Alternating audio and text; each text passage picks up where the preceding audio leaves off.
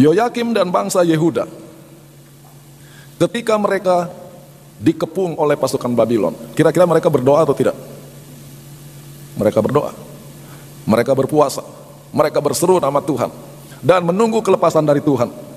Sudah berdoa dan berdoa, gantinya doa mereka dijawab, justru mereka kalah. Maka sekarang mereka bertanya, di manakah Tuhan? Yang kedua, fakta bahwa mereka kalah, mereka mengambil kesimpulan bahwa Tuhan tidak sanggup melindungi mereka. Sebagai contoh kecewanya bangsa Yehuda ketika mereka dikalahkan oleh Babylon, kita baca Yeremia 14 ayat 8. Ya pengharapan Israel, penolongnya di waktu kesusahan, mengapakah engkau seperti orang asing di negeri ini, seperti orang perjalanan yang hanya singgah untuk bermalam? Mengapakah engkau seperti orang yang bingung, seperti pahlawan yang tidak sanggup menolong? Bayangkan, mereka bilang Tuhan bingung-bingung. Mereka bilang Tuhan tidak sanggup menolong. Engkau ada di antara kami ya Tuhan, dan namamu diserukan di atas kami, jangan tinggalkan kami. Itulah teriakan mereka dan tidak dijawab oleh Tuhan. Untuk bisa memahami ayat ini dengan baik, saya kasih contoh. Dari lahir atau mungkin sebelum lahir, badan saya kecil, belum pernah saya menikmati badan besar. Dan untung sekarang saya tinggi, waktu kecil saya tidak setinggi ini, dan seringkali saya jadi bulan-bulanan dipukuli oleh anak-anak yang lebih besar. Bayangkan satu kali, sementara saya sedang dipukuli oleh anak-anak yang lebih besar, beberapa orang, ayah saya ada di situ. Dan sementara saya dipukuli, saya lihat-lihat dia, tolong, lihat sudah mau mati anak kamu. Tetapi ayah saya cuma diam menonton saya dipukuli. Saya sakit hati, saya kecewa. Saya mempertanyakan kasih sayangnya dan tanggung jawabnya sebagai orang tua. Tetapi skenario kedua, ketika saya dipukuli, ayah saya datang bantu. Ayah saya ikut dipukuli dan dia babak belur juga di situ. Mana lebih malu dan mana lebih kecewa? Skenario kedua, minimal waktu saya dipukuli, ayah saya menonton, saya bisa bilang begini, kalau ayah saya tolong sebetulnya bisa selamat. Tetapi sekarang ayah saya sudah menolong, dia ikut kalah. Inilah perasaan bangsa Yehuda. Tuhan, engkau seperti orang bingung. Tuhan, engkau tidak sanggup menolong. Mereka tidak tahu bahwa Tuhan menyerahkan mereka ke tangan Babylon. Jadi di dalam konsep mereka, dan inilah konsep bangsa-bangsa kafir, bahwa antara kekuatan yang benar dengan kekuatan yang jahat itu seimbang. Yang satu tidak bisa mengalahkan yang lain. Dan kita manusia terjepit di antara dua kekuatan ini. Itulah sebabnya kita harus berdoa kepada Tuhan. Pada saat yang sama kita juga harus rajin kasih sesajen kepada pohon-pohon yang angker, tempat-tempat yang gelap, supaya jangan ganggu kami, jangan celakai kami. Jadi kita harus sembah dua-dua. Yang satu supaya kasih berkat, yang satu supaya jangan ganggu. Itu konsep kekafiran, bahwa Tuhan dengan kejahatan seimbang. Tetapi Daniel 1 ayat 2 mengatakan Tuhan menyerahkan. Bahwa Tuhan yang menyerahkan, kekalahan Yehuda tidak berarti Tuhan tidak sanggup. Dan lebih dari itu, kalau Tuhan sampai menyerahkan mereka ke tangan Babylon, maka Tuhan yang sama akan sanggup mengontrol dan mengatur keadaan bagi kebaikan mereka. Dan ini yang mereka tidak ketahui.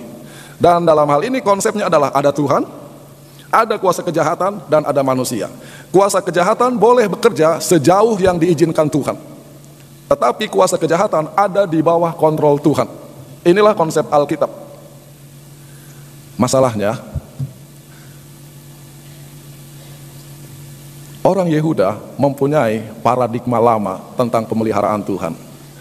Mereka berpikir bahwa Tuhan itu selalu melindungi umatnya dari kejahatan.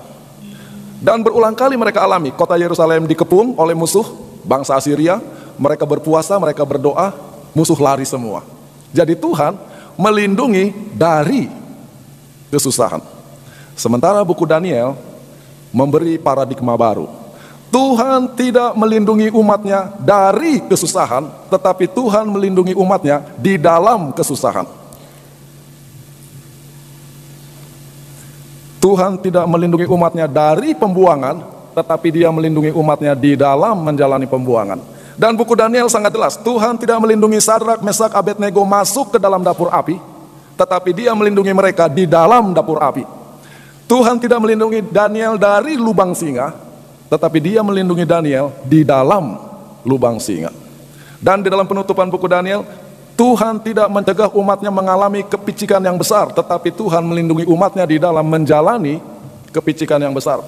Daniel 12 ayat 1. Pada waktu itu juga akan muncul Mikael, pemimpin besar itu, yang akan mendampingi anak-anak bangsamu. Dan akan ada suatu waktu kesesakan yang besar, seperti yang belum pernah terjadi sejak ada bangsa-bangsa sampai pada waktu itu. Tetapi pada waktu itu bangsamu akan luput. Seringkali kalau kita baca Daniel 12 ayat 1, kita cuma tekankan poin masa kesukaran, masa kesukaran, masa kesukaran. Kita tidak baca kalimat sebelumnya dan kalimat sesudahnya. Kalimat sebelumnya berkata, ada Tuhan yang mendampingi.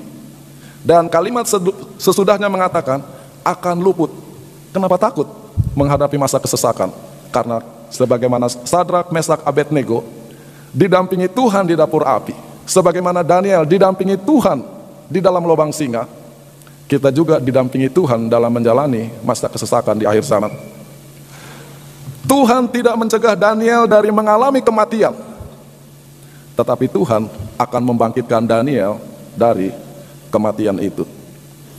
Tuhan tidak melindungi kita dari kesusahan, tetapi Tuhan melindungi kita di dalam kesusahan. Saudara boleh lupa semua konsep tentang buku Daniel, apalagi angka-angka tahun-tahun, tapi jangan pernah lupa konsep ini. Tuhan, boleh jadi Tuhan tidak menjawab doa kita. Orang tua kita bercerai, tapi Tuhan akan menyertai kita di dalam menjalani hidup setelah perceraian mereka. Tuhan tidak mencegah kita dari menjalani PHK, tetapi Tuhan akan menyertai kita di dalam menjalani hidup setelah PHK. Untuk sebagian orang, Tuhan tidak mencegah mereka dari kena kanker, tetapi Tuhan menyertai mereka ketika menjalani terapi kanker. Dan konsep bahwa Tuhan tidak selalu melindungi umatnya dari kesusahan, tetapi melindungi mereka dalam menjalani kesusahan, adalah konsep teologis yang cocok dengan zaman modern di mana kita hidup. Di majalah Times terbitan 9 April 2007, ada satu artikel dengan judul Living with Cancer. Saudara bisa lihat itu di ujung kanan, atau di sini ya, ujung kanan. Ceritanya adalah tentang orang-orang yang menderita kanker. Bagaimana kalau dulu orang setelah diketahui kena kanker, mereka pikir habis, sudah mati. Sekarang dikatakan begini, the toll of disease is still high. Orang yang kena kanker masih banyak, but more and more patients are fighting it to draw, enjoying one active busy year at a time. Tetapi semakin banyak penderita kanker berjuang melawan penyakit itu, dan sementara berjuang melawan kanker, mereka menikmati hidup, mereka menjalani hidup yang aktif dan sibuk dari tahun ke tahun. Dan bagi kami, kata Dr. Hayes, ini adalah perubahan yang sangat mendasar bagaimana orang melihat kanker. Sementara kanker belum bisa disembuhkan, tetapi kita bisa menikmati hidup walaupun kita mengidap kanker. Dan ini penting bagi kita umat Tuhan. Kalau kita dengar ada orang kena kanker, kita langsung tanya, dosa apa dia sampai dikutuk kena kanker? Dan itu sangat berat. Sudah dia sakit secara badani karena kena kanker, sekarang dia dibebani secara rohani karena kita menuduh dia dikutuk. Tetapi konsep bahwa Tuhan tidak melindungi umatnya dari kena kanker, tetapi menolong mereka di dalam menjalani kanker, akan menolong kita lebih bersimpati kepada orang-orang benar yang sedang menderita. Dan kalau cara beragama kita begitu, cara beragama kita akan lebih positif daripada kita terlalu cepat menghakimi orang-orang di sekitar kita yang sedang menderita. Pertanyaan berikutnya, kalau begitu, kenapa Tuhan dalam tanda kutip mengizinkan hal-hal yang buruk terjadi kepada orang-orang baik? Jangan lupa, di dalam buku Daniel, tokoh utamanya adalah Tuhan dengan siapa? Nebukadnezar, yang belum kenal dia. Boleh jadi Tuhan mengizinkan umatnya mengalami kesusahan dalam usaha dia memenangkan orang-orang yang belum kenal dia, memenangkan orang-orang yang belum percaya dia. Dan ini sangat jelas di dalam buku Daniel. Tadi saya sudah sebut bahwa Sadrak, Mesak, dan Abednego masuk ke dalam dapur api. Bayangkan kalau saudara adalah penonton televisi atau kameramen menonton reality show. Sekarang ini ada orang mau dimasukkan ke dapur api. Kemana kamera akan diarahkan? Kita mau, kamera akan mengikuti mereka. Mereka dibuang, mereka di dapur api, dan kita mulai melihat mereka kepanasan, mereka terbakar, dan mereka menjerit, dan mereka mati di sana. Kita mau melihat apa yang terjadi di dalam dapur api. Tapi cara penulisan buku Daniel berbeda. Kita lihat kemana kamera diarahkan. Daniel 3 ayat 23. Tetapi ketiga orang itu, yakni Sadrak, Mesak, dan Abednego, jatuh ke dalam perapian yang menyala-nyala itu dengan terikat, masuk perapian. Sekarang kemana kamera? Gantinya kamera diarahkan kepada dapur api, kamera justru dibelokkan kepada Raja Nebukadnezar. Kan ayatnya berkata, kemudian terkejutlah Raja Nebukadnezar, lalu bangun dengan segera, berkatalah ia kepada para menterinya, bukankah 3 orang yang telah kita campakkan dengan terikat ke dalam api itu? Jawab mereka kepada raja, benar ya raja. Katanya, tetapi ada 4 orang yang kulihat berjalan-jalan dengan bebas di tengah-tengah api itu. Mereka tidak terluka, dan yang keempat itu rupanya seperti anak dewa. Semua yang kita ketahui tentang apa yang terjadi di dalam dapur api itu, kita tahu dari laporan Nebukadnezar. Artinya, Tuhan membiarkan Sadrak, Mesak, dan Abednego masuk ke dapur api karena dia mau menjangkau Nebukadnezar. Dan bahwa mereka selamat di sana, dia mau menjangkau Nebukadnezar. Kalau sampai kita mengalami mujizat perlindungan Tuhan, boleh jadi bukan supaya kita bisa bersaksi terus, berjam-jam ngomong terus, bukan supaya kita bisa bangga bahwa kita sangat suci. Buktinya Tuhan membuat mujizat. Boleh jadi mujizat itu terjadi karena Tuhan sedang menjangkau orang lain yang belum kenal dia. Daniel 6. Waktu Daniel masuk lubang singa, sesudah itu raja memberi perintah, lalu diambillah Daniel dan dilemparkan ke dalam gua singa. Ada pengkhotbah dari Afrika, ya namanya juga dari Afrika, jadi teologinya masih terlalu pas-pasan. Dia bilang begini, kalau saja singa-singa bisa vegetarian dengan tidak makan Daniel, kenapa kita tidak bisa vegetarian? Dia lupa besoknya ketika Daniel diangkat, musuh-musuhnya dimasukkan, singa-singanya tidak vegetarian lagi. Jadi cerita Daniel masuk lubang singa bukan cerita tentang vegetarian. Lalu diambillah Daniel dan dilemparkan ke dalam gua singa. Kalau kita mau, kita ingin lihat apa yang terjadi di dalam gua singa, bukan? Tapi lihat ayat ini.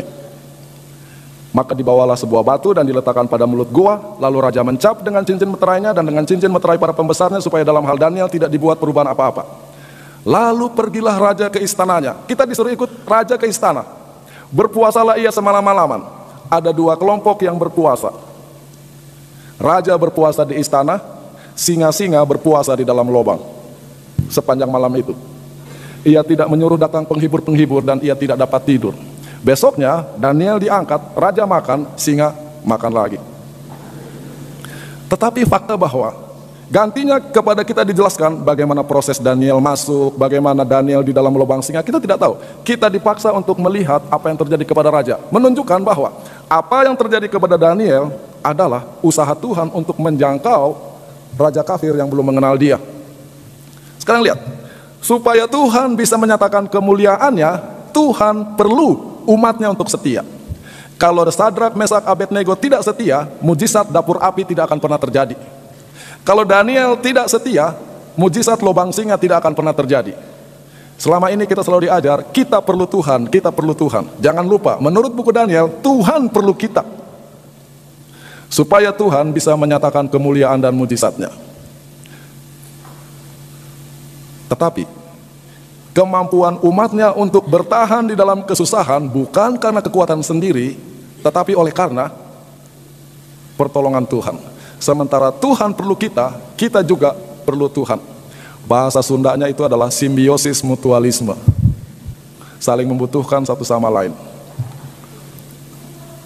Jadi ada saatnya Tuhan membiarkan kesusahan menimpa kita.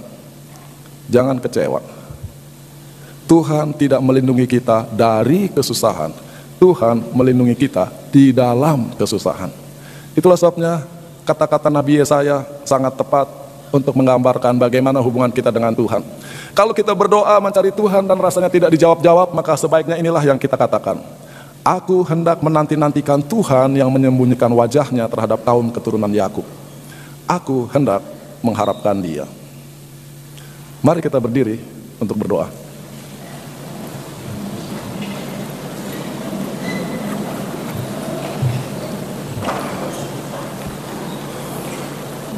Tuhan Bapa di sorga, hidup ini penuh dengan misteri dan rahasia yang tidak bisa kami mengerti.